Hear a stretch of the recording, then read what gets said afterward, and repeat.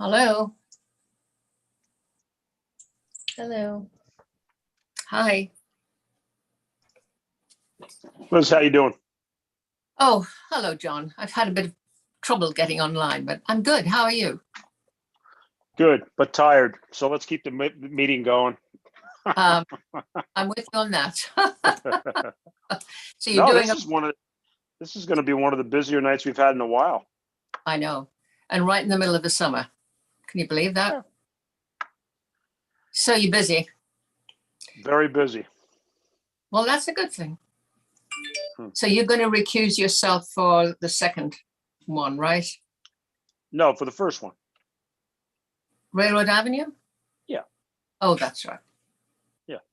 That's right. Okay. So let's see if anybody else is on board. Doesn't look like it. Oh, my goodness. How'd you like this heat? Probably hate it, right? You're going to be outside all the time. I was up in Rhode Island today. It felt like it was 110 degrees. Wow. How can you possibly put plantings in this heat? No planning. No planting, just planning. Yes, we were just tagging and getting ready for the big project this fall is the general's residence. Oh, that will be a real pleasure to see. Yep. A lot of Are you putting Sorry, in your trees? everything. Yeah. That's great. Yeah. I think that'll be a huge difference. Oh, I Softening. think when the whole thing, Liz, is actually green, meaning the lawn's all in and actively growing, the trees are all in, all the planting out by Route 1, all the units are done. It just takes a while. It doesn't, the people there think it's going to happen overnight. It's I going to know. be all next fall. We're going to be working there. Wow, this coming Yeah. fall. Well, that's a perfect time to plant all of that stuff, isn't it? Yep. I'm surprised that I hope we're on the right spot here because it looks like you and I are the only ones on. Come on. We got Oh, John John. Delore on. Yeah. Hi, John. Is anybody else? Is I Matt? think Maria is on. She's just she's on video. Okay. Yeah, I had a bit of an issue getting online and she helped me, thankfully. So we're waiting, I guess, for Matt. Yes. He did say he was coming because Yes. saw that. Yeah. Okay. Do you want me to start moving over any of the first applicants?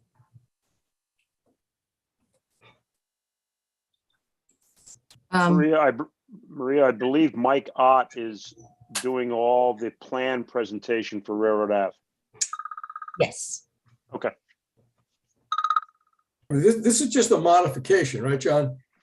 Yes, correct, exception John. permit. We've already seen this a couple of times. So. Somehow, the stuff she sent me to get me on the meeting doesn't let me show up in the meeting. Okay, are you on the outside? That's why. I'm outside. Oh, boy. Yeah, let me, I can see you and I can see Okay. Liz and see let me Tomorrow. work on it right now. But I'm not on the meeting. John, I haven't let anybody in yet. Okay, that's just John He's Matthews. raising his hand, but I'm waiting for all of us to show up first and then Okay, let me just call him back and tell him that. He's in a panic. He doesn't think he can get on. I keep saying, no, I see him. I just, Okay, let me just make matters.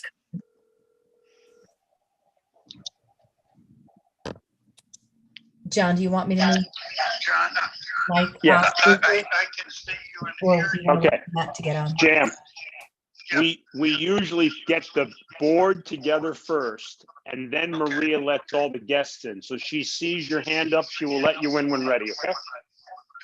Okay, All right. you got it. Just- Good. I was just concerned. Nope, you're set. Okay. Okay.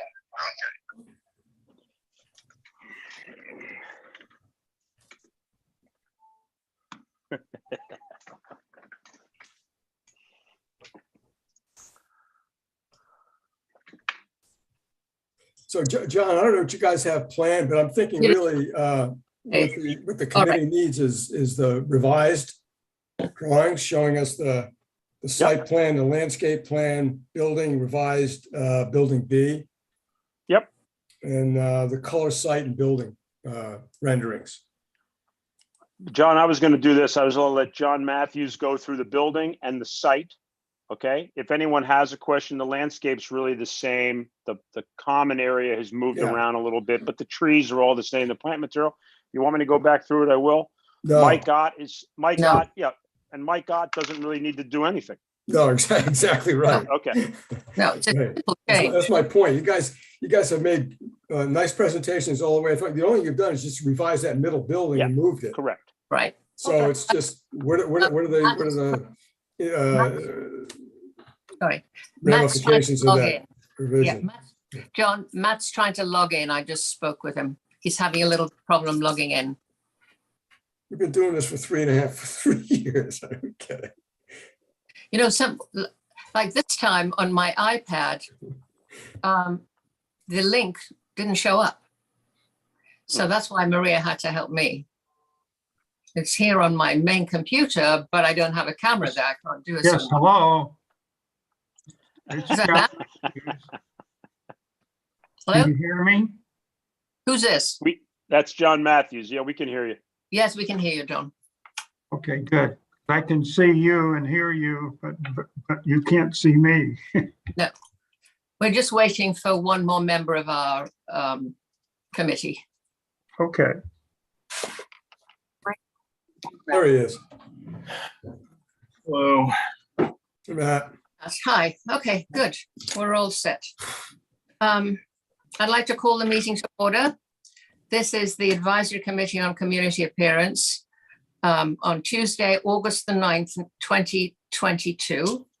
Our first item on the agenda is 14 Railroad Avenue, special exception permit modification for a 13-unit multifamily development and associated site improvements.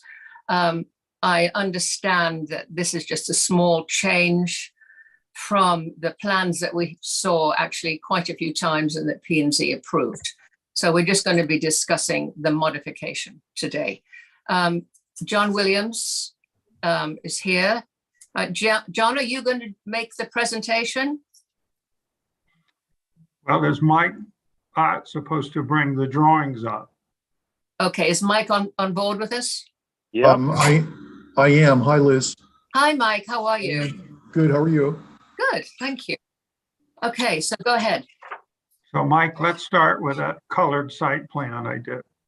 Oh, okay. Give me 1 sec.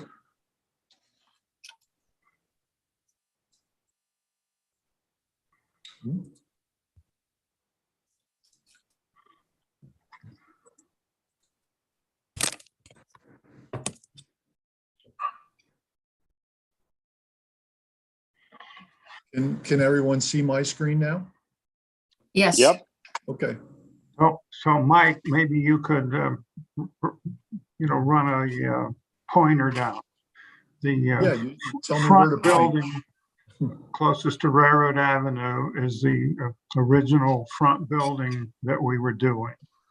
And behind that, we had a duplex of 2 ADA units that was halfway between the most southerly building and the building A.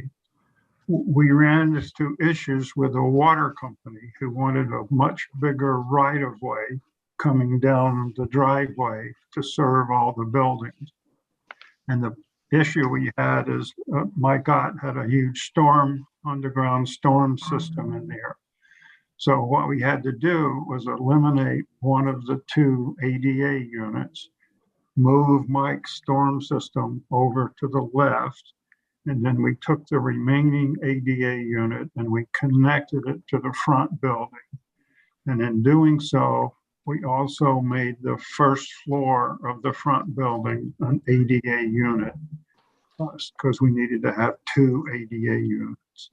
And then the common patio that you see in tan moved down closer to building D there. And essentially that's the change that took place. The materials, the colors, everything, and the landscaping is the same. We did modify the site lighting a little bit because we had to reflect the new drive and parking, but it was just minor shifting of fixtures. Well, I think that's really opened up the space. Yes, I just have a quick question. What's the material you're going to use for that communal space, the outdoor communal space, the paving? I'm thinking I'd like to do it in pavers, but it could be scored concrete. Okay. And I like the idea of having both accessible units together. I think it's a good change. What does everybody else think? And so if, Mike, if you go to the next drawing, you can see what the revised building A looks like. Okay. Unless someone has a question about the site plan. No, I don't think so. Anyone else? No. Okay. So this is the revised building A. The one thing we did is we flipped it internally because we had an issue with the septic and because we wanted a basement. So now we have a basement only on the west side, and that's access. If you look at the bottom of the screen, you can see the door that gives access to the half basement. And that's where there's utilities and other things and some storage for the project. The larger bunk is the original house, and then the double step is the relocated ADA unit. If you look at the floor plan, it has an entryway with a, it's the second plan up from the bottom with a living room, dining room, kitchen, and then it has, you know, a bedroom with an ADA bathroom. There's storage under the stairs. The front unit, as you can see, it's an ADA unit. It's 2 bedrooms, has an ADA bath. And then the stair to the upper floor is now over on the west side. And then the stair to the basement is on the west side. And so those units are accessible from the porch, which is ADA compliant. And then this is ADA compliant. And if you go to the second floor, you move up one plan, Michael. Then the ADA unit that was relocated on the left has a bedroom and a bath, and it has a little sort of loft area where you could have a desk or a sitting area. And then the second floor of the front building is a 2-bedroom, and then it goes up and it has a sort of an attic loft area, which is up at the top of the next one up, Michael. And that was in the original. In other words, the front porch stayed the same as it was, except for rotating internally and then reconfiguring the first floor to be ADA compliance. In the original design, we had that as an ADA unit, but once we did the 2 ADA units, we just put that back as a regular unit. But now we've converted it back to an ADA unit. So if you go to the elevations, Mike, I can.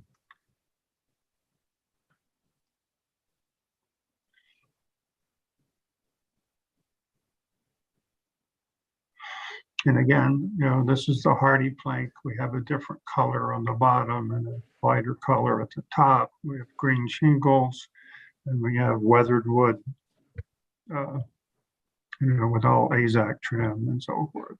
If you move on up, Mike, we can just look at the 4 elevations real quick. And this is the driveway side.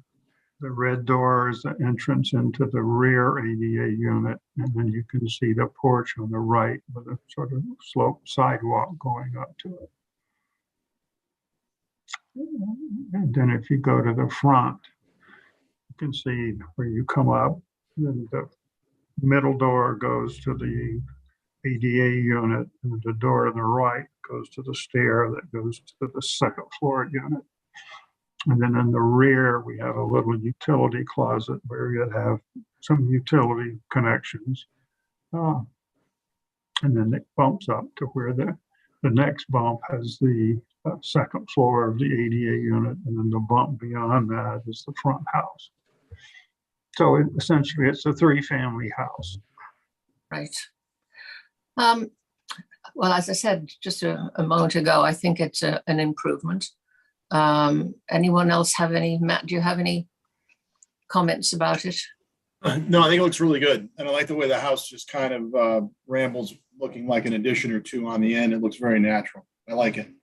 Yeah, and then specifically, I like the extra space and the open space and the issue with the backing up against from one side to another from garages. That's been solved by removing that building and then putting in the open space. So I think all in all, it's a good improvement. Do you have anything else to add, Mike? I mean, Matt, sorry. No, I don't. I think I agree with what you said. Absolutely. It's nice to have the extra open space. Yeah. Well, I'd like to make a motion to approve the modification at Railroad Avenue. I'll second that. And I'm in favor. There's just the two of us because John recused himself. So Okay. Sorry, I wasn't paying attention to who was here. So All I right. apologize. All right, good. Then yes, I'll vote yes on my second. okay. All Thank right. All right. Thanks, Thank John. you, John. But thank you. Okay.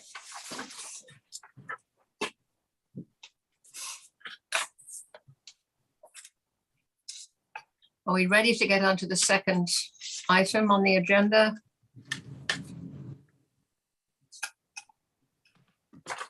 Okay, so Sure. that on our agenda is 35 Cottage Road, site plan application for a proposed affordable housing development to construct 18 residential dwelling units and associated site improvements. Application also includes a coastal site plan review. Who is presenting for 35 Cottage Road? Well, both Mike Ott and myself, John Matthews. Okay. Would you like to go ahead? So Mike, do you want to put up a site plan? I think that would make sense. Yep, just bear with me one sec, sorry. While he's doing that, if I may, I'm attorney Marjorie Shansky. Hello, I represent 35 Cottage LLC.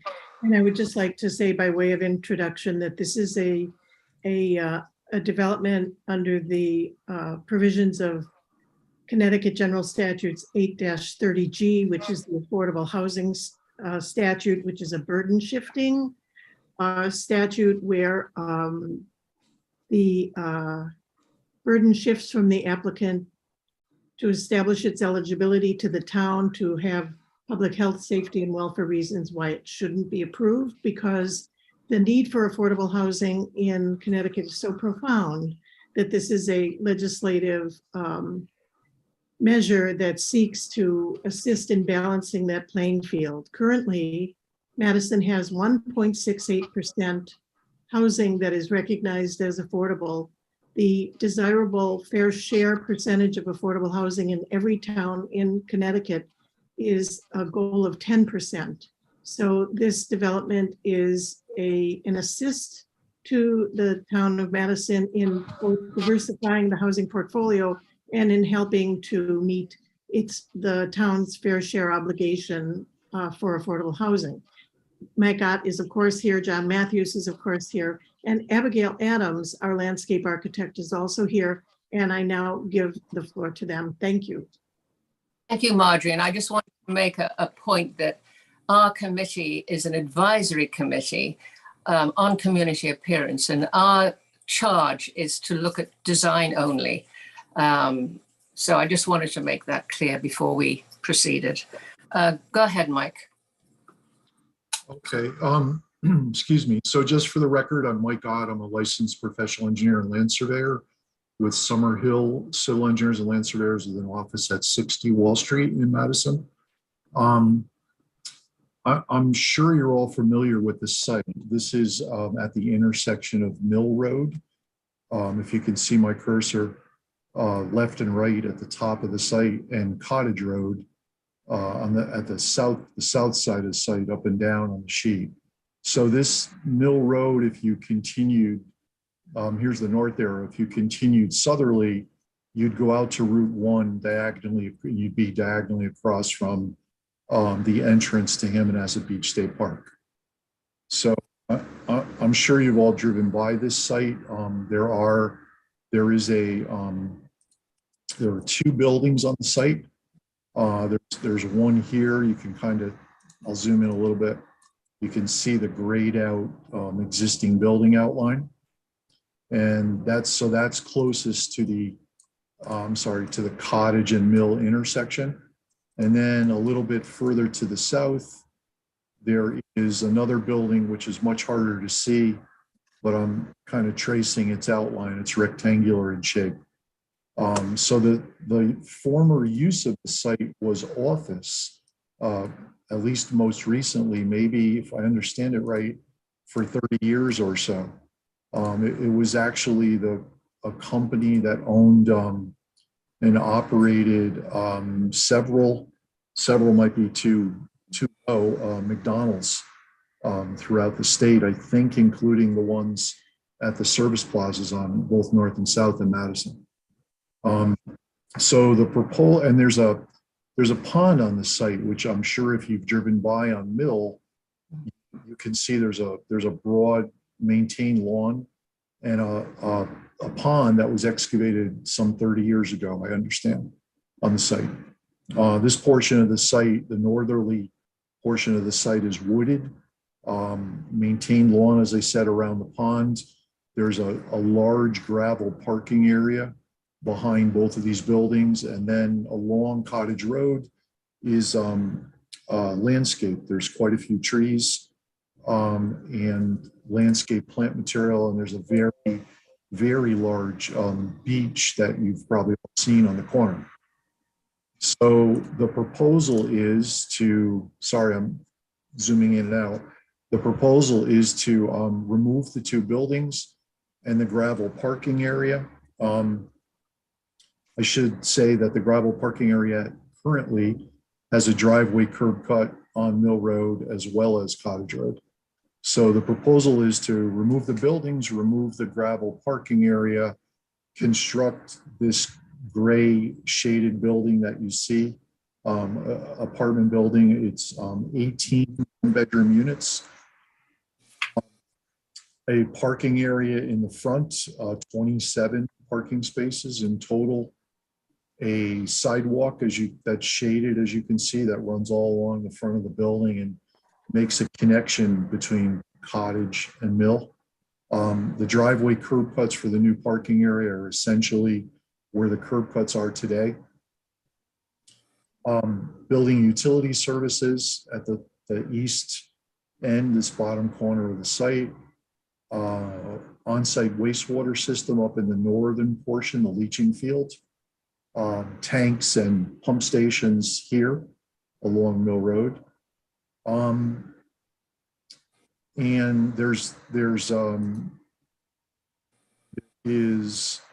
I think those are the major improvements. There's an extensive stormwater management system that I won't describe unless you want to hear about it. And there's 1, 2, 3, 4 parking area lights. The storm management system doesn't actually, that's not in our sort of purview to discuss. So I would, yeah. I'm sorry, Liz, I didn't hear what I'm saying. Yeah, storm management system is something to discuss with P&Z. Okay, so that's the project in a nutshell. Okay. And I think we'll either turn it over to Abigail or John. I can't remember who was going to go next.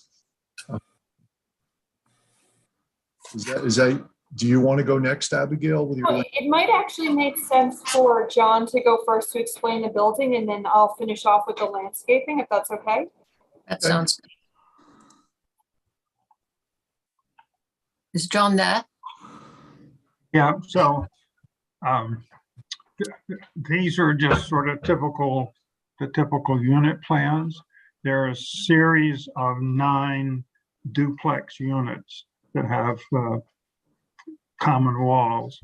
So on the first level, the drawing on the left, there's a small entry porch that has an entrance into the first floor unit, which has a living room, dining room, kitchen, bathroom, bedroom. So it's a very compact unit. Then on the right of that porch is a stairway that goes to the upper floor unit. And the next drawing over, the whole second floor is an open kitchen, living room, dining room, and then it has a small balcony in the back that overlooks the pond. And then you go up a stair and you have an open loft at the stairwell, and you have a utility area, walk-in closet, and a bedroom that looks out to the pond. And then each unit has an attic, which would have some mechanical spaces in the attic level. So let's go to the next plan, Michael. I think it may be another version of this, but let's just see.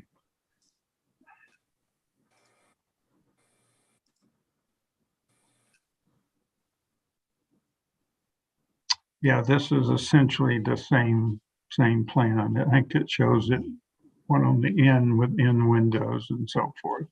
Okay, But those are the typical unit plans, and there are 18 first floor units, 18 duplexes on top of those. So let's go to the next drawing.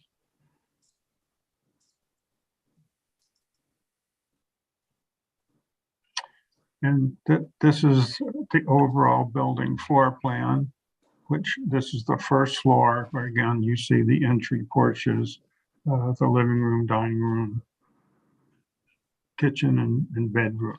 And on the right side, we actually have a utility area for, we're going to sprinkle these units, and for water, sprinkler, and we have electric, and then we also have an area for cable TV, and then we have some condensers located on the right. And let's go up. And again, these are the same units you saw in the unit plan. This is the second floor where you come up the stairs. You enter into the center where the dining area is. There's a half bath, living room, sitting area, and then the balcony.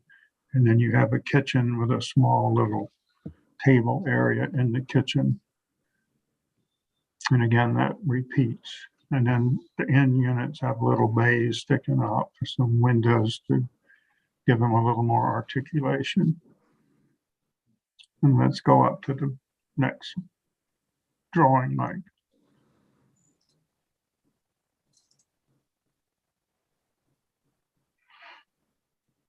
And again, this is the same units. This is the upper level where you have the bedrooms in the back looking at the pond, and you have an open loft that looks out to the parking and to Cottage Road. And then there's a pull down stair that goes up into the attic. There'd be some mechanical equipment. These would have heated and air conditioning, probably with electric heat pumps. And this just kind of shows you the dotted lines show kind of a roof plan of where the roofs go. But when we look at the elevation, you can see that. And there are certainly some dormers on some of the roofs to, again, break up the scale of the building. So let's go to that A5 drawing, Mike. And let's go to the one that has the color on it.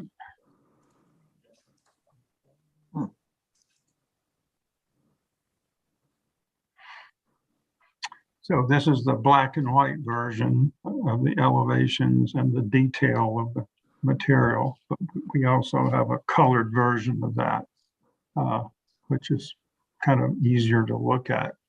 Do you Yeah. have that version of the H5, Mike?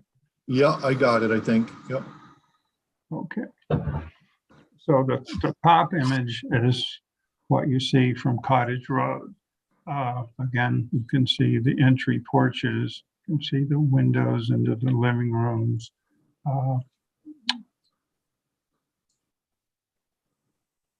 Yeah, so on the right, that's a module. So it's a porch, the two entryways, and you come up. And then in this case, we've projected the second floor out like 18 inches again to break up the facade. And then next door to that, it doesn't project, it goes straight up. And then again, the building steps. And then there's a unit here, and there's another unit that steps out to break up this gable element. And there's two flat elements here, and then both of these have shed dormers on the roof. And again, we have the same situation here where this projects out to break up that corner mass. And then we've shown two large cupolas at either end of the building.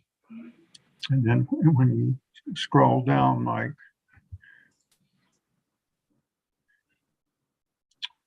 on the left is the east end, and these are these mechanical enclosures that I pointed out, and that's that little bay window on the second floor.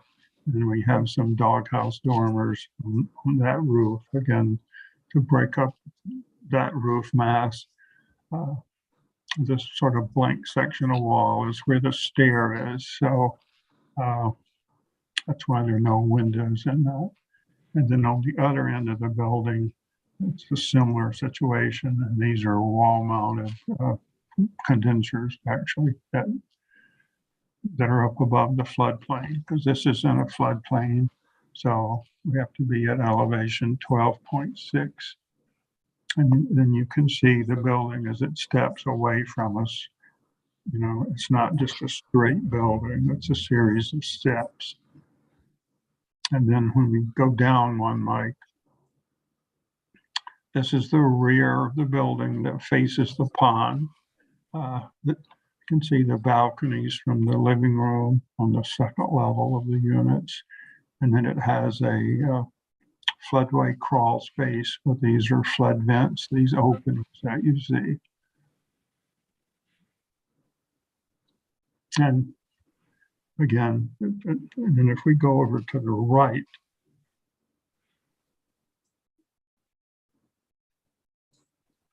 we have all the materials. It's hardy plank, it's AZEK trim, it's weathered wood shingles.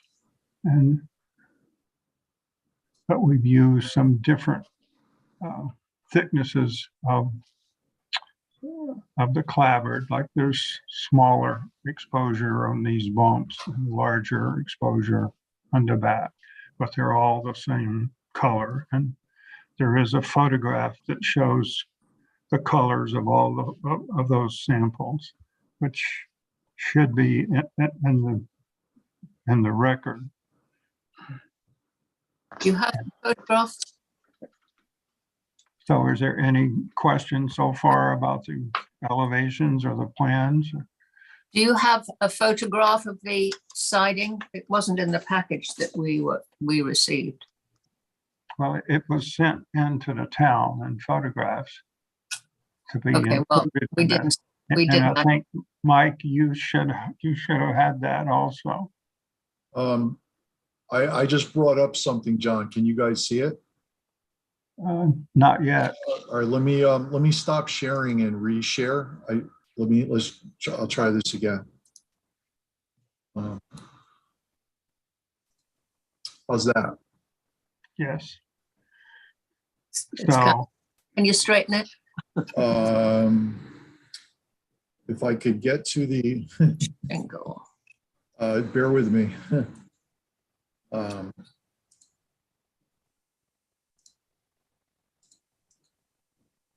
Oh.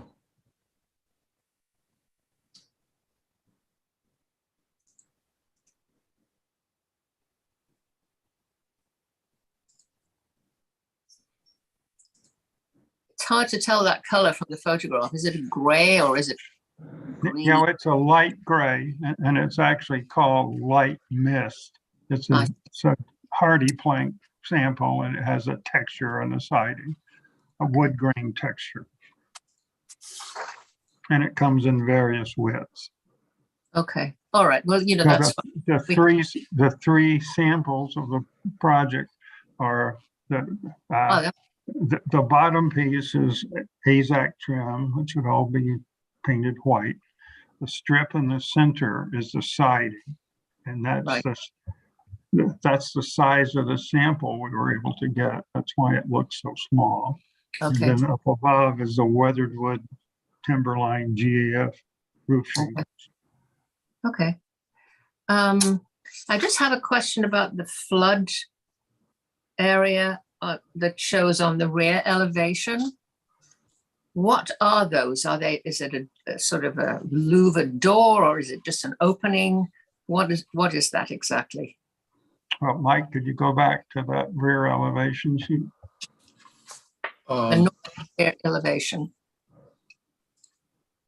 Yep, bear with me.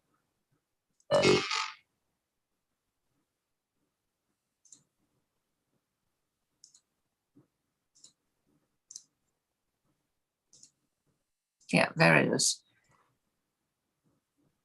So, yeah, so if you can explain that just visually, I'm just interested in it, whether that's a concrete foundation, there's holes in it, or what the material is and what that looks. Yes, there's a concrete foundation because of the floodway. And then these are louvered panels to keep critters out, that if the water can go in and go out. But there are openings in the concrete foundation. Okay, Mhm. and what are the louvered panels made of? It would be a composite material. We wouldn't want them to be wood because they're going to be getting wet from time to time if there's a flood. And they would be a similar color to the concrete, or what would they be? Well, I was thinking they would be white, but White. they could be painted gray. I mean, the back of this building is not very visible. Okay. Well, that's the view from the pond, correct?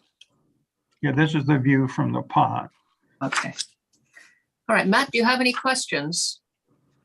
Just a couple. Could you just go back to that front elevation, the rendered one?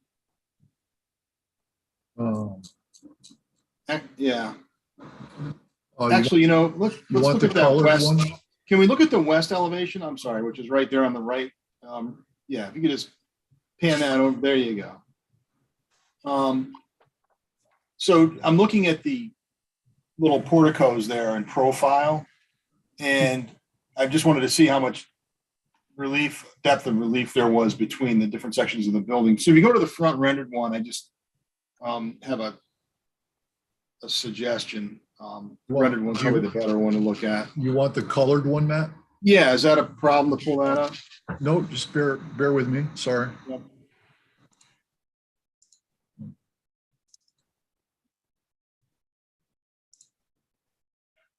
So Matt, you really need to look at the floor plan together with the Yeah. elevation because there is a lot of movement in the building. Yeah, and I was going to ask you, John. So the only thing I'm wondering is, it looks like, I know you have varying depths of relief. So if you start from right to left, you have the major, you've got the big gable with the nested gable, okay, on the first two units on the right. And then you have that link unit that has just an eave roof over it. I don't think that one's very deep. But as you go further along, I think you've got a little bit more slippage from the planes. And my only question is this: would it make any sense when you have those pediment over the entrances in a spot where you could actually put a shed roof in place of the pediment? It might just break it up a little bit.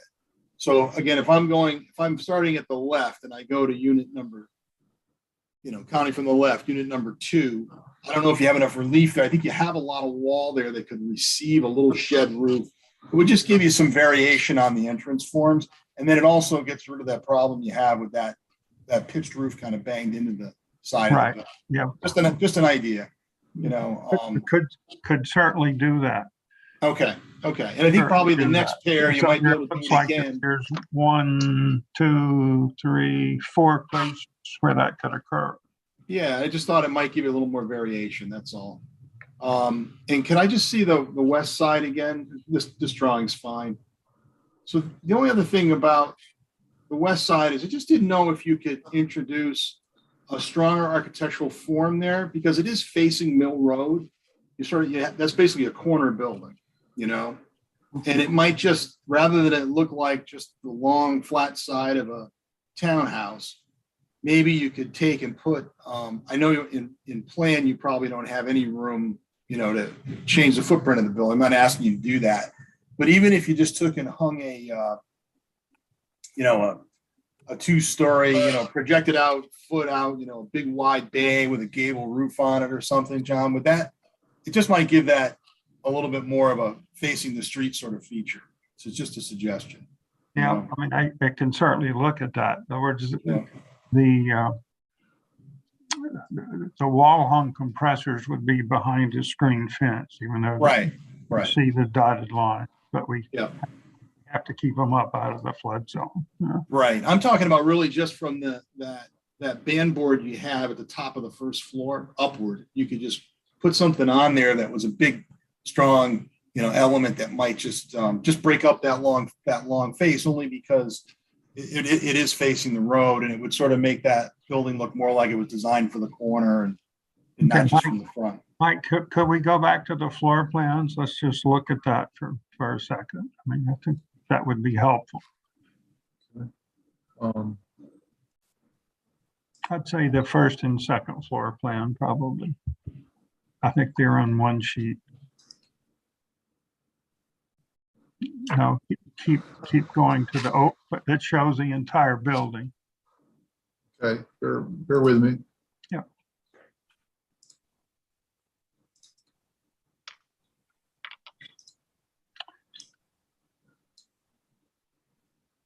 So down on the left side, this is where we had those wall mounted things. So that the Right. ground floor is pretty impacted. But if you Right, go right. up You wouldn't do it on the second ground floor. Just do it on the second floor. Yeah, What does just that look slide up to the second floor, Mike.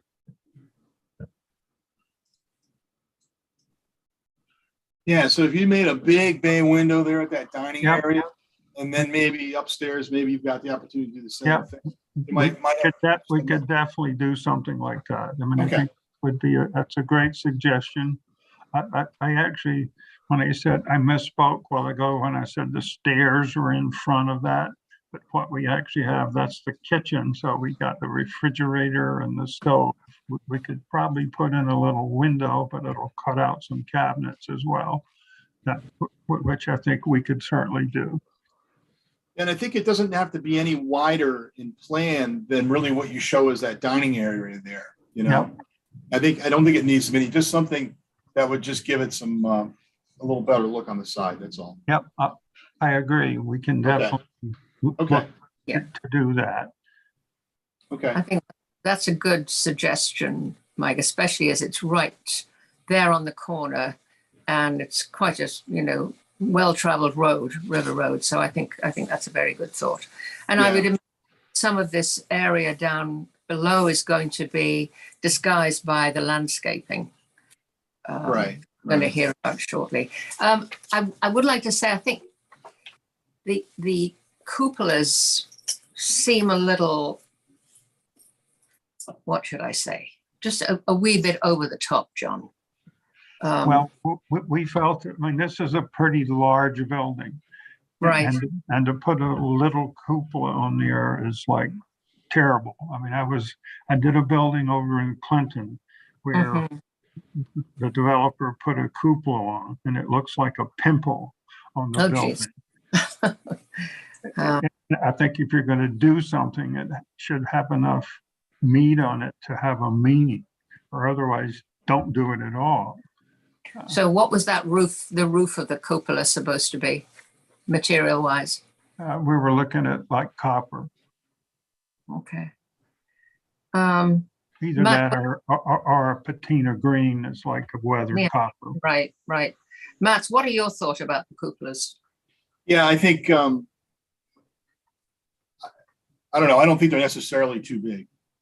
I think they're a little tall maybe, but you Yeah. know, it's a tricky thing to design because you don't end up with anything on the face that's perpendicular to the ridge, and then you end up with a window on, they're kind of funky when you actually draw them. So I don't have a problem the way they show. I think it actually gives the building, some character. Okay. All right, John, and do you have more to discuss as far as the building is concerned?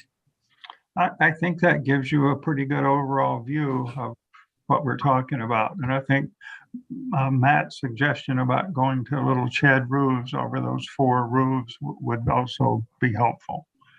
Yes, that would give it a little variety, which I think is a good Yeah. idea, of them all being the same. And I have a thing about front doors. What color are the front doors going to be? Well, right now we were showing white, but White. we're open to colors. I mean, we could do pairs of, say take 2 or 3 colors and, pair them up. But I think the two doors together should be the same color. I think Right. under the same roof. If you had one blue and one green, I think that might be a little weird. But I can certainly look at coming for some palettes. I solid would suggest colors. that it would give it a sense of individuality, which I think is important. And it's a simple way to do it.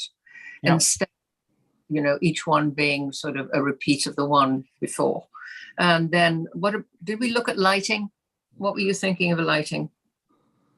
Well, basically, we have sight lights on the parking. And what I've sort of shown so far is to have each one of these entry doors have a recessed light in the canopy, but they would be switched individually by each unit rather than have these lights come on, stay on all night. I think there's plenty of light on the sidewalk out front to get you in and out of the building. But then if you could have your own light if you want to turn it on or off. Right. Because it's a private switch light. Right. That's not shown on the photometrics plan. All right, good. So I think we're probably ready to look at the landscaping. That was, Thank you for those comments. excuse me? Thank you for the comments. Oh, yes, you're welcome. You're welcome. Right. Good evening. For the record, my name is Abigail Adams, registered landscape architect, owner of A2 Land Consulting of New Fairfield, Connecticut. Mike, you're able to pop that up for me, right? Yeah, just bear with me one sec. Thank you.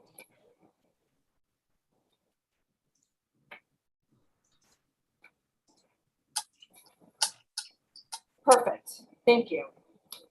Just starting with the big overview, currently a large portion of the overland flow on this property is across lawn down to the pond, as Mike was stating earlier in the presentation.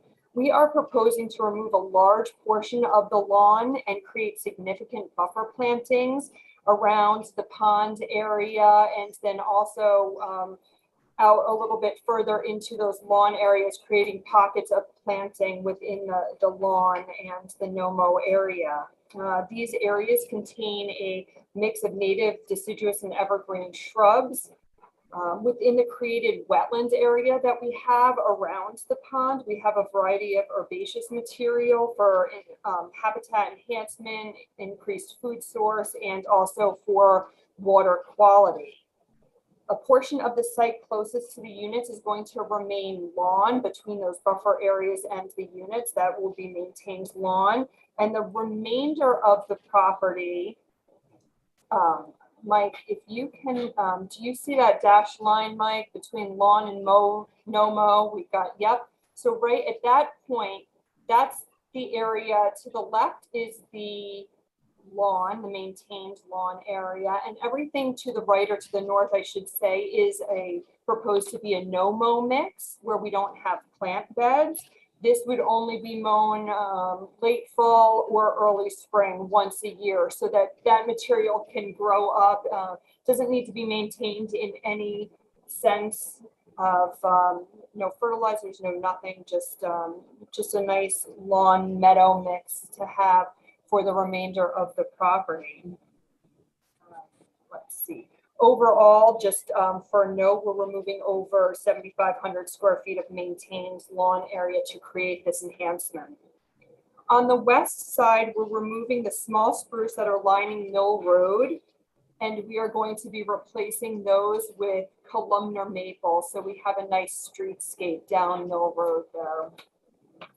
On the east side, we're proposing a row of green giant arborvitaes for screening between our property and the residential property to the east. We are also proposing some Steed's holly to screen the refuse area and the utilities adjacent to the building. So yep, that's in that area. Thanks, Mike. The northeast corner will have a stand of green giant, white spruce, as well as some buckeye and some shadblow. Sorry, that's the green giants. I meant the north. Oh, Yep, So- there. Yep, that's the northeast. Yep. Again, green giants, white spruce, and some shadblow and buckeye along the edge of the ponds there. At the front of the property, near the intersection, we're going to be protecting the, I don't want to say large beech tree, the huge beech tree that we have there at the intersection. We're going to be doing like minor root pruning, some canopy pruning, just to keep that tree as healthy as possible. And then the cedar just to the east of that, we're going to be keeping, removing the vines, all of that. The rest of the material we are proposing to remove, anything near the entrances, any of the other sort of scrubby material that's happening on site. And then we are going to be replanting with materials such as snowberry, inkberry, plethora, rose bay rhododendrons, viburnum, and some aster and some ferns, just to create a really nice approach and intersection to this development that we think is going to be great. And we're really looking to enhance this intersection with Four Season interest as much as possible.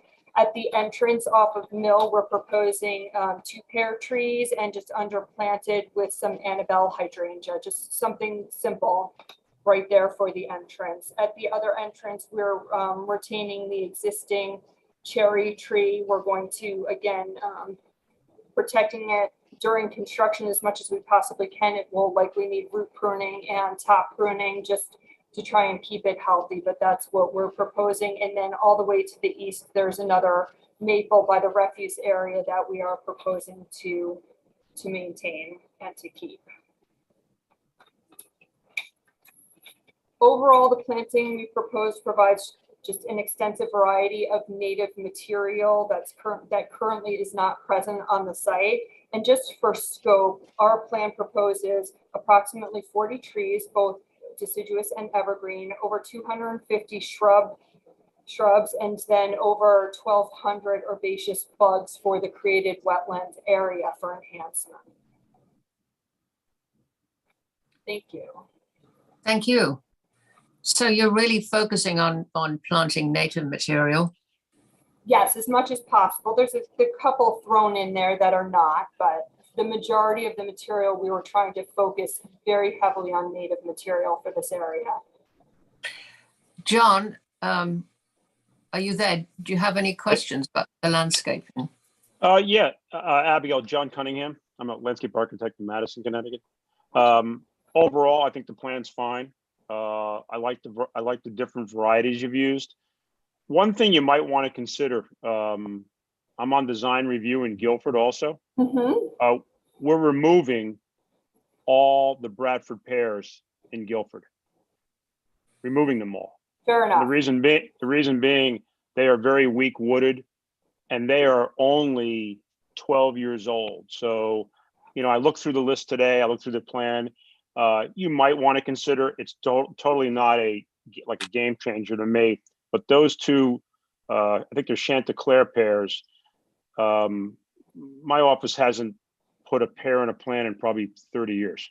I typically don't. My client, it's one of his favorite trees, but it is not a problem to switch those out. Okay. And it's just me, it's a little bit on the formal side, meaning the Cleveland is almost a fastigious variety, so it becomes really a columnar form of tree. Yes. I think more of a native look would be much better here. I Okay. agree with that. Yep, absolutely. And I'm sure you know this, that big beech on the corner, I would really watch how close you get new material to the trunk of the tree. Yes. Because from a plan standpoint, it looks like new material that's underneath the beech. You do not want to be working into any of that beech root. That's about the only thing I say. You might want to pull it back out away from that root mass a little bit. But I think overall, I think the landscape plan is fine. Thank you very much. And that's a beautiful tree. So I'm certainly very glad to be saving that. It's really quite a spectacular specimen. So Yeah. anybody else got questions? I just have a general comment. I just wanted to say, I really like the geometry and configuration of the development on the site. I think it responds nicely to the pond. I like the fact that the parking lot has got a curve to it. And the building obviously respects all that, or they fit together. So I just think in general, it's nice. And the beech tree is great. And I think that does an awful lot to softening, a row house in this sort of area. So I think it looks good. Great. Anybody else have any comments or more information to give us? Okay. Matt, would you mind making the motion to include your suggestions to John about those? Okay, I make a motion that we recommend this, for approval. Or that we find it, acceptable by our standards, with the two suggestions of adding a significant architectural bay window with a gable on the west face, really from the second floor up, and also just consider using some shed roofs in place of the gabled entrance porticos that cover the entries. I second that. All in favor? Aye. Aye. Abstain. John, I abstain, Liz. you abstain. Okay. Thank you very much. John and Matt, Mike, excuse me, and Abigail, thank you. Thank you. Thank Thank you you. very much. Thanks. Yep. Okay, let's see. Third item on the agenda, New Road, 155 New Road, petition for zone boundary change, planned development district for a 980 plus square foot medical office building with associated site improvements. Who is presenting for this item? Good afternoon again, Oh, Madam. hi. Hi, Attorney Marjorie Shansky. I represent 155 New Road Madison LLC, who is the developer. I'm here with John Wicko, who is the architect, and I think that Michael Harkin, is Michael Harkin not here anymore, Maria? I did not see Michael Harkin at all. All right, they had a big storm fly through Killingworth and he lost power, so he may not simply be available to join us. But before I turn this over to Mr. Wicko, I will tell you that the auspice through which this application comes to the town is through the Planned Development District, or PDD, flexible zoning device. This is an amendment to the Madison zoning regulations that we presented, I think, in 2019. And this is the implementation of the Planned Development District. So the process through which the PDD comes before the commission and yourselves is through a two-step process. The first step is a master plan with a preliminary site plan. And I will tell you that under the regulation, there is not a requirement for a formal landscaping plan at this stage. Should the commission adopt the master plan, therefore landing the floating zone on the subject parcel, we would move to detailed site plan review, and that might provide the opportunity for us to revisit with you the actual site as proposed at that time, together with a formal landscape plan. I'm going to share my screen just for a moment, although I am no Michael Harkin. Can you see the site? Yes. Yes. So this is the parcel. Actually, looking at my cursor, the parcel across the street, which is also going to be the subject of its own Plan Development District application, is actually 155 New Road by address. This parcel, the south parcel, is only known by map and block number, or map parcel number. And on it, the developer is proposing this medical office building with the associated parking. And this is just, here's Duck Hole Road.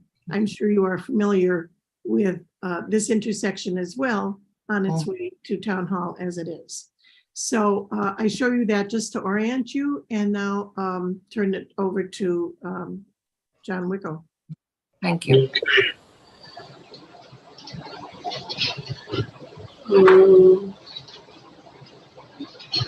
I'm sharing the screen. Can everyone see it? Yes. All right. So, Marjorie, you talked about the site a little bit. I might go back to that and just as reference, but I'll start out with the architectural plans. As Marjorie said, it's a medical office building. It's 29,980 square feet within 3 floors. Excuse me, could I just interrupt for a moment, John? The sound seems a little strange. There's a sort of a double echo. Would that be from your end? Must be. Let me try turning that down. Does that help? It's still not that clear. Yeah. Is anybody Yeah, else?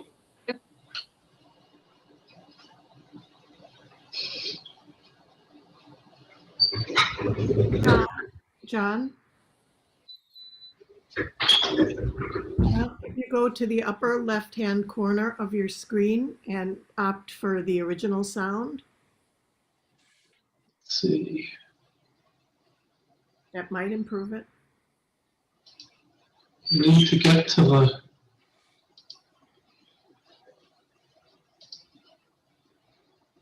So no video, small speaker video. Whoop.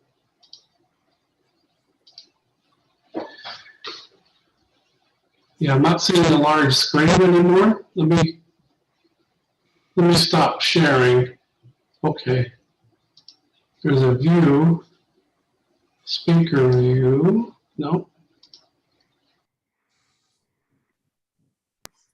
Do you happen to be on 2 different screens, 2 different computers? There's 2 different screens, yeah. If you have the sound on both, that may be the problem. If you I've never had an issue with that, and I don't even know where the microphone is. Let me just try to. Does that help with that sound? It's the same. It's the same. I changed the setting.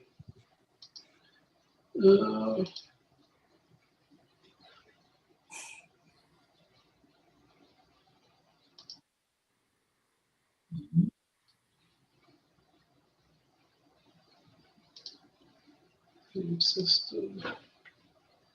Yeah, I don't know if anyone has any other suggestions. I mean, it's not so bad that we can't understand you. I think it's just, if you spoke softly, it might help. Softly.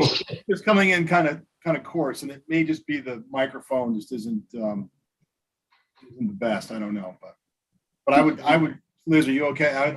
I'm okay with him continuing. It's- Sorry about that. Yeah, maybe if he lowers his voice a little, that might Yeah, we might have to ask you to repeat two yourself. sounds coming out, but Yeah. yeah, let's have a go. All right, let me try that. I'm gonna share again. I'm gonna do a pretty abbreviated presentation too, so.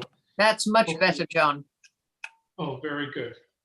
So as I started, 3 floors, the architectural plans depict those floors. The building is on the high side of the site as a reference. And we're fronting, I'm gonna go back to Mike's drawing. So we're fronting New Road with one of the main elevations. We also have the parking lot elevation and the internal drive, which also respects I-95. It's just off of the state highway. You can see the label there. So the highway is pretty close to the site. So I had to accommodate the building elevations and massing to take advantage of that, also to make it compatible. But the building entrance is actually here at the New Road corner. So as you're coming up New Road, for the most part, you'll see that, and also from the parking lot. And then we've got service and utility entrance down at the south end of the building where the access road is.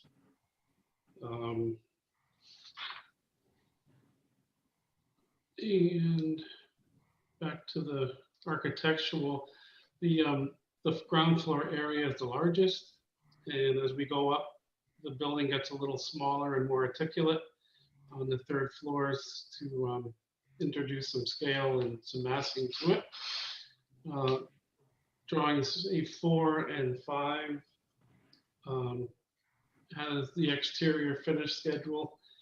The primary building, this main rectangular section, is architectural panels, either horizontally orientated or vertically in vertical direction at the corner towers. Also introduced a brick veneer at the major elements to add some scale and anchor the building. There'll be plantings also around the base of the building per Mike's drawing. We've got some secondary intersecting elements which are cladded in a different material, which is the hardy plank, horizontal boards. And those are, you can see our further drawings that shows that. And there's some minor stucco that we're using as a 3rd element for to infill under the windows and in the back service area. The architectural cornices are going to be in metal also, and the flat slab. The entrance canopy will also be clad in metal.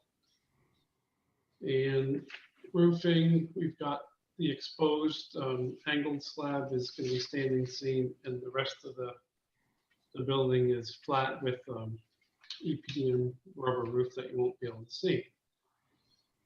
The building height is, the main building is 41 feet 5 inches at the central spot, with the higher roofs. I think this might be better. Yeah, the higher roofs at the point is 54.10, and the corner tower is 47.8 at the southwest corner, where 60 feet is allowed in this zone. I threw that line up there to see the relationship to that 60-foot maximum. And then this is a larger scale of the parking lot elevation, and then we have building sections that further describe the structure and the internal floors and relationships. And we're going to go, I've got some colored renderings which show the building with shadows, and starts to give you a feel for the ins and outs and the activity, the playfulness of it. It's rendered in various shades of gray and white at this point,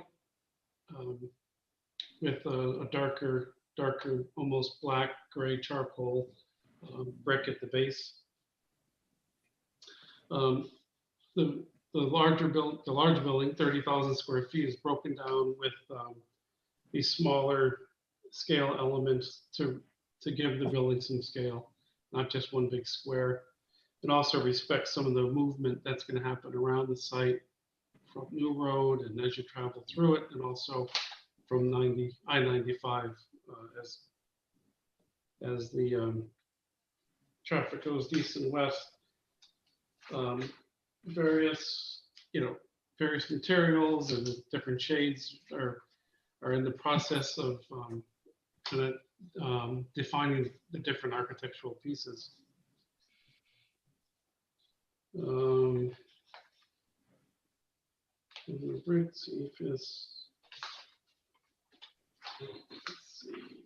So I also have a little animation of the massing. I did a massing model to try to give you guys a sense of what happens to the building as you move around it. It's very open to New Road and to 95.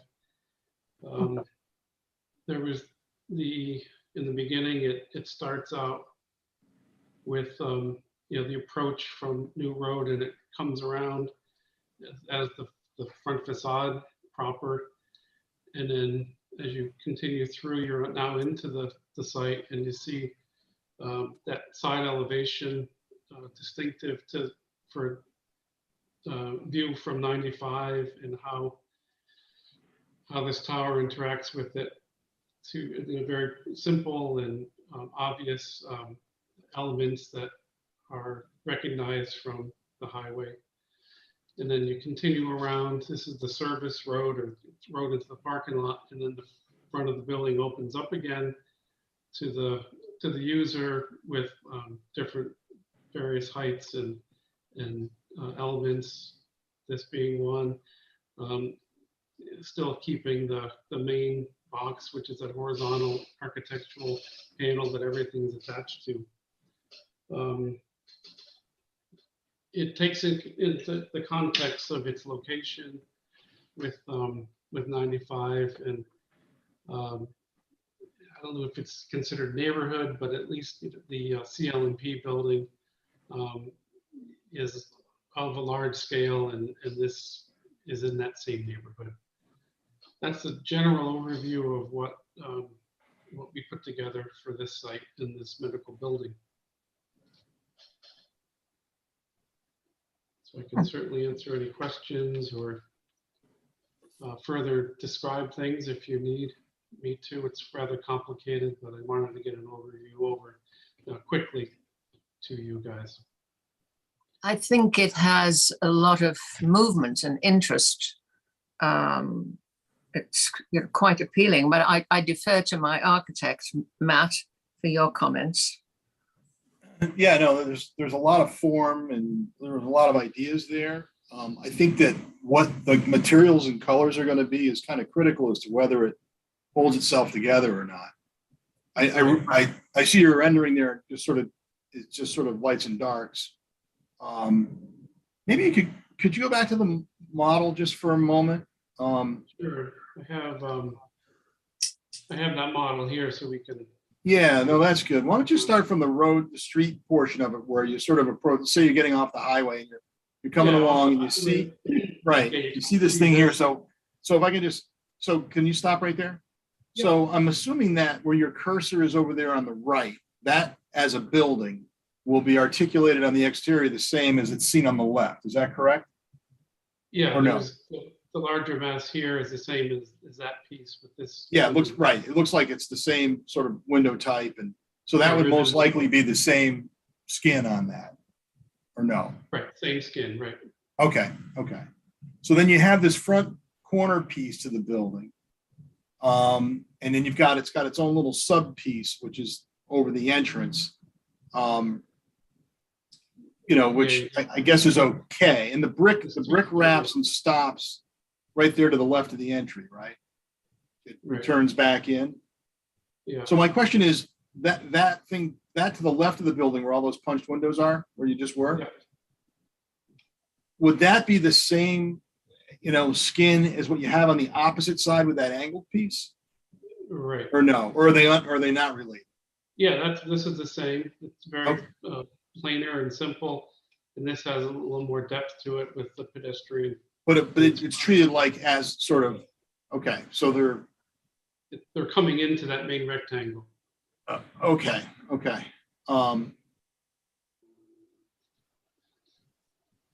Or so maybe you just spin me around it a little bit. If you can go around whichever direction, doesn't matter. Yeah, so then, Okay, and I like the brick at the base. I think that's nice. I think it gives it a texture to Yeah. that. and plus it's 3 stories. And I want to try to get some, personal level and not just do a big cube that's 3 stories tall. Yeah, no, I appreciate Yeah. that. I appreciate all the thought that's gone into breaking this thing up, and it's, but so that brick comes around and it stops. So the brick Yeah, kind of, turns- it spans that entry corner piece and that middle core piece. And it stops at the other piece. I think if you keep going around to the right there.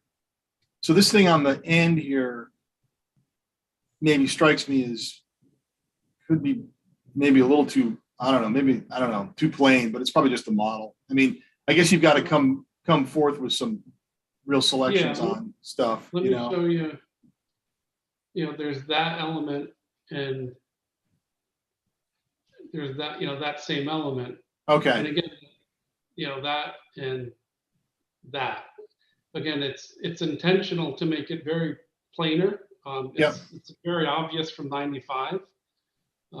So you're not going to be able to pick up detail, and also just so it's almost like 2 buildings or 2 different motifs that are playing with each other. You can see Yeah. that in that area, it really, it adds that, there's 2 things happening, and it respects what would be a Right. very distant view, because you don't see it. It's heavily treed as you. can in you the just go corner. to that highway? Can you just go back to that highway view for a second? I just have a question.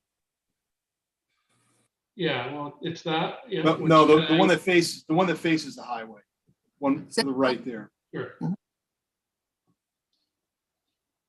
There you go, up back one. Well, that's the parking lot. Right That's the there. highway. That's the highway, right? So I just trying to understand what everything is. So the dark gray you have at the base of the building, is that a continuation of the brick, or is that brick, or is that a different material? It's rendered right now architectural metal, but I'm not sure. Okay. I think it probably wants to turn into brick. Okay, But the idea, it's a darker, you can see the darker base. yeah, it's gonna be a darker color. Okay, but it's not necessarily the brick. Okay, Right. Now, this is a very preliminary presentation, correct? Yes. Yep. Okay, It's so, well thought out. It's not that it, but it is preliminary. The owner likes where it's going, but we still need to finalize different aspects of it. so just another question. So the 2 pieces, the one we're looking at there where it says major tenant and the main Yeah, the entry tower. piece, the skin on the upper portions of those, would that be the same? Yeah, this, and yeah. That would- and that would be actually the this same? Okay. entrance and this upper portion are the same. Okay, so that lower subordinate entry piece is the same, but the other tall piece is maybe, It's in white. It's a tower, but it's rendered in white to kind of Okay. turn the corner again. but on the entry, if you go to the entry portion of the building, there you go. Okay, so only that part is white, and then the skin of the piece that it's backed into is Yeah, is something else. This is rather large. There's an elevator and a stair in it. So we don't want to make it the big white elephant that's in the room. We want to. No, I understand. Yeah, I get it. I'm just trying to understand what your intentions are with it. That's all. Right. I'm not critiquing. I'm just trying to get my Yep. arms around it. So there's So a this, lot of different things going on. And And I, that is intentional for the yeah, motion, right from the start. Kenny didn't want to do the static building yeah. that's in this really cool spot. So Yep. what, sorry, I'm just wondering what the main material of the building is. So you see the sort of the vertical, what looks like siding, but I'm assuming it's not. And then the Yeah, horizontal it's the architectural metal panels. metal that'll panels, be- right? Yep. Okay, That'll have a reveal to it to show a shadow. right. And the same with the bottom part of the building where it looks like very, very narrow, regular siding. That also is metal This, too. The one where, yes, that one. Mhm. yeah, that's a hardy plank. It's a That's hardy a plank. lap. Okay. So All right. it has a softer feel to it. So again, contextually it Right. varies too. So we still need to refine things, but that's the idea. Okay, and black framed windows. Yeah, so obviously the details and have to be determined, and then the details of the exact materials and the exact color of the materials. So you're interested in whether we like the idea of it and whether the look of the building is something that would be appropriate and interesting for that area. Is that right?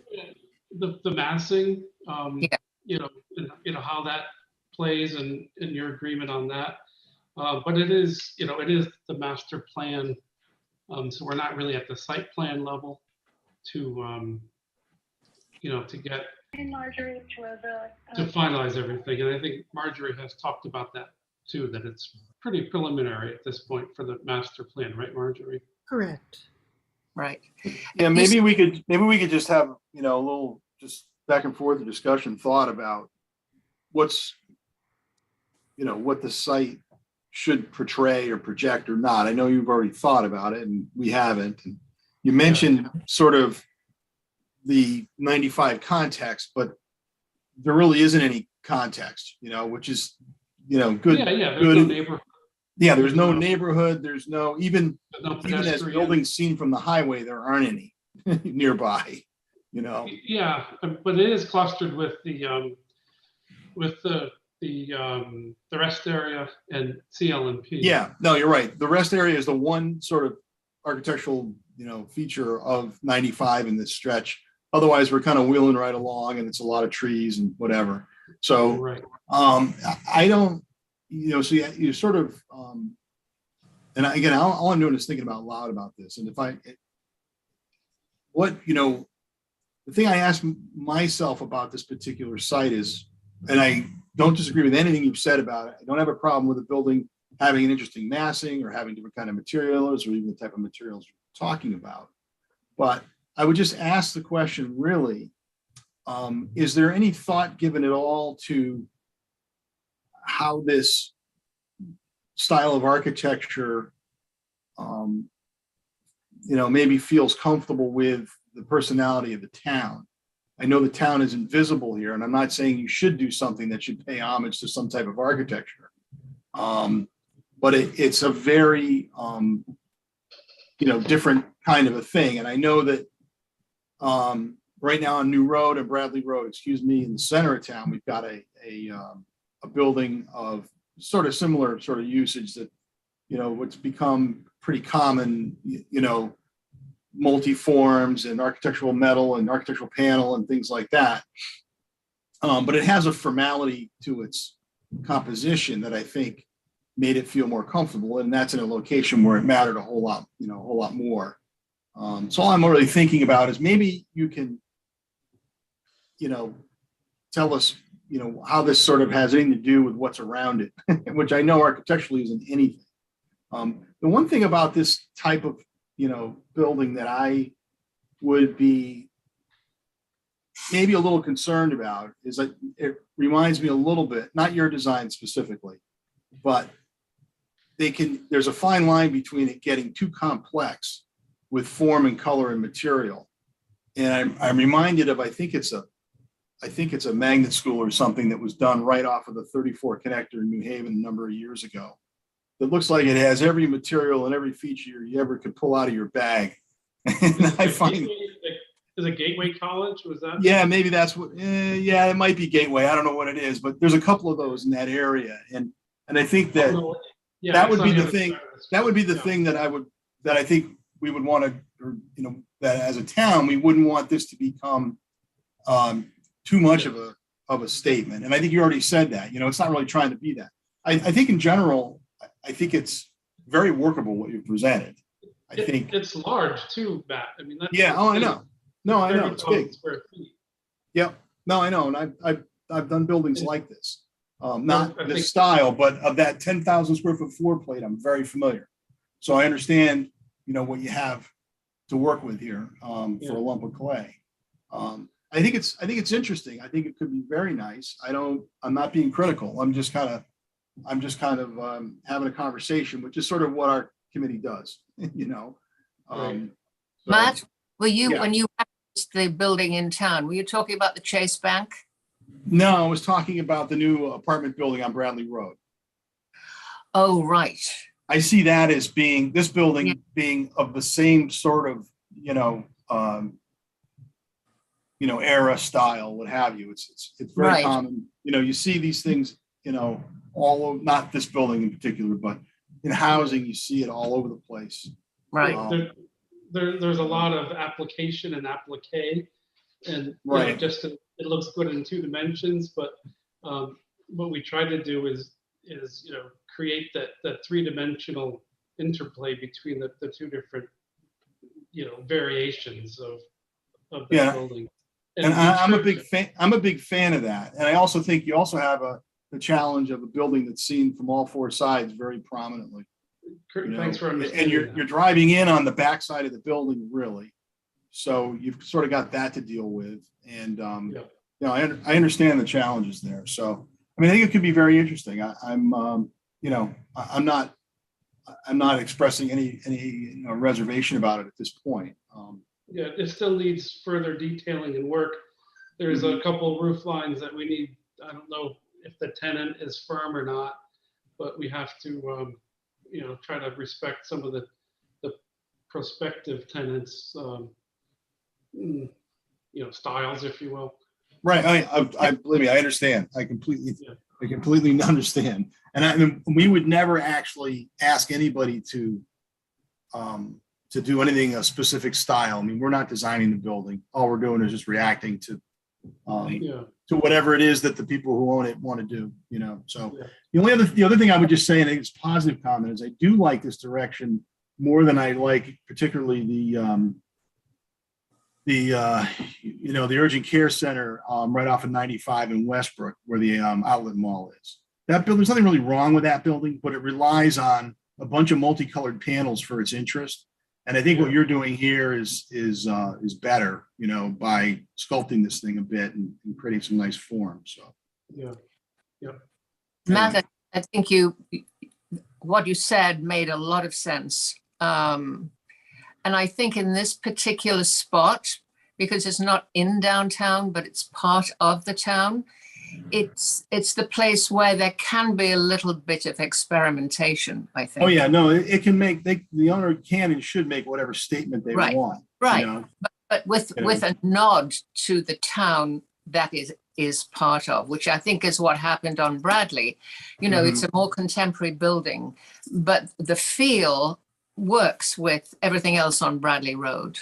So I think maybe that can be taken into consideration, that it is part of Madison. I'm assuming Yeah. everybody knows what Madison looks like and what think that- buildings are Yeah, downtown. and I think the symmetry on the Bradley Road building is one of the reasons that was that it not works. not difficult to swallow, Yeah, because it sort of had a traditional mass to it, you know. right. Anyway, Right. I don't think there's anything really wrong with this direction. I think we just see more detail and some color and material decisions, and Right. you know, the only other question I'd ask, and I don't know if you're involved in this, but is there any knowledge about what's going to happen across the street there? I mean, I'm just Oh, curious. I was gonna ask that question too. Yeah, Exactly. you mentioned master plan. I just didn't know if you know, Marjorie? Yes, this is Marjorie Shansky. It is by separate application coming in shortly. It is, Okay. it is a residential development. Oh, okay, okay. Residential. Yes, and I will say that New Road and this either aggregate parcel or the north and south side of New Road were identified in the Plan of Conservation and Development, 2013, I think, as development opportunities specifically pointing toward the planned development district for a more flexible development approach to those parcels. So this is the implementation of that, and we will be in very shortly with the master plan for the north side of the street. Yeah, I've actually looked at this piece a few times over the last 15 years and kind of familiar with all the things, you know, that have been discussed and bandied around about it. I'm really happy to see something happen because it's really a, you know, it's a great opportunity for the town really to have something new and exciting there. You know, it's really, it's just kind of a waste of a great resource the way it is right now. So, Is it going to be another affordable housing project? No, it's market housing. Okay. Interesting. I think that would be fine, you know, personally. I don't, you know. Well, I think, you know, what will be really important will be the landscaping that you decide to do on this site. If there's going to be a residential site next door on one side of the road, the softening of the site with good landscaping, I think, will be very important. Indeed. Okay, well, it's really interesting. Yeah, no, we I'm- look forward to seeing your, Yeah. as you guys bring it along. So, Great, Yeah, thank you. great to see those two areas being developed. They're wonderful sites. I would have loved to have seen a little hotel somewhere in there, but that was one of the things that was proposed, you know, like Yeah. 10 or 15 years ago that the neighbors ran that right out of town to Yeah. the point where nobody bought this for many, many years, you know. So anyway, so are we just making a recommendation? Are we doing a motion? well, I think we have to, it's preliminary, isn't it, John? Or no? Yes, Yeah, Yeah. okay. I mean, So- it's Yeah, for yeah, real. this is really very preliminary. So it's basically an introduction. Yeah. You'll get to see this in different edifications. Okay, well, it's exciting and we look forward to seeing, as Matt said, the further Yeah. development of the site. So thank you so much. Thank you very much Thanks. for your time. Thank you. Thanks. Thanks for your interesting night. comments. Good night. Good night. Good night. Good night. Good night. We have one more item on our agenda, and that's the minutes of June the 14th. Do I have a motion to approve the minutes? Any comments first, and then is there a motion to approve the minutes? Oh, I make a motion to approve the minutes, excuse me.